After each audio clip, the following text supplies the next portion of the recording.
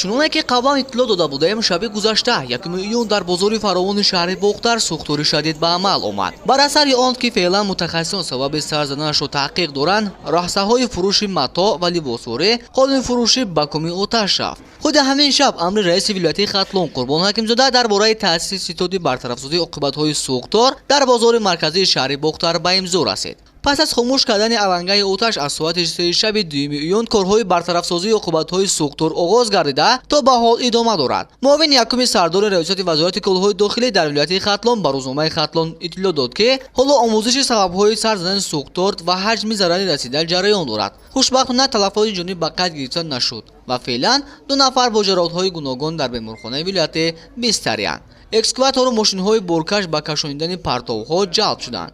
дар поккории маҳалли ҳодиса ихтиёриён низ кӯмак мекунанд. қисмате аз соҳибкорони бозор молу маҳсулоти худро шабонгоҳ беосеб берун бароварда буданд. ҳоло қисмати шимолии бозори фаровон фаъолият дошта мардум маҳсулоти озуқаворӣ ва дигар молу маҳсулоти лозимаашонро харидорӣ мекунанд.